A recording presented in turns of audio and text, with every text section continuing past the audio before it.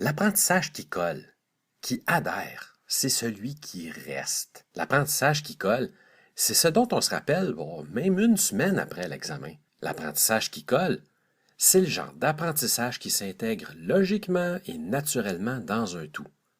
L'apprentissage qui colle, c'est ce qu'on espère tous qui arrive dans nos classes. Pourquoi est-ce qu'on retient certaines notions apprises à l'école alors qu'on en oublie plein d'autres? La façon dont nous pensons stocker nos expériences dans notre mémoire aide à répondre à cette question, du moins en partie. Notre mémoire ne se résume pas à une série de classeurs contenant des images et des informations retenues ou oubliées. On pourrait voir l'apprentissage et la cognition comme la création exponentielle de liens et de circuits entre une multitude d'informations.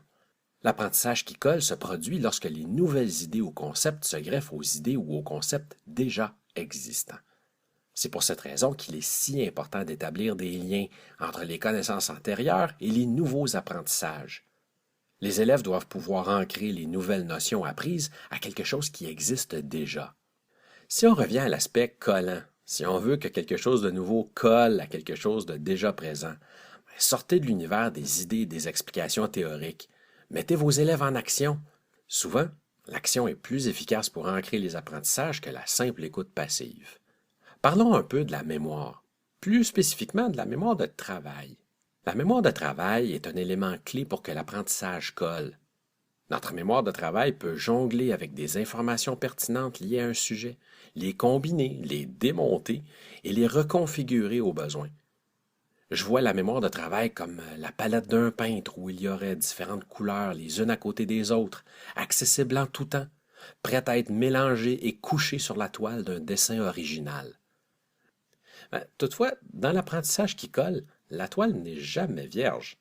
Il y a toujours des images, des impressions, des couleurs, des nuances qui sont ajoutées, déployées, élaborées les unes à côté des autres ou les unes sur les autres.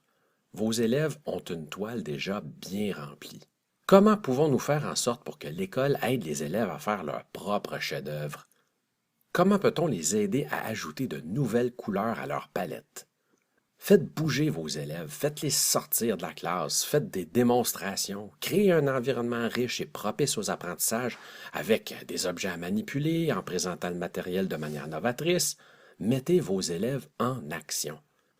Bien entendu, vous faites ça seulement si le but d'apprentissage est clair et que le matériel est pertinent quant au but du cours. Oui, c'est à vous de juger si l'activité est profitable compte tenu des contraintes de temps, de planification, du matériel requis et de la matière à couvrir.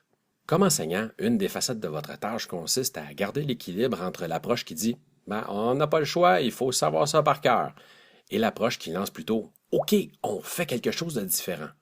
Rappelez-vous, intéressant et amusant colle beaucoup plus longtemps que le simple c'est à retenir pour l'examen.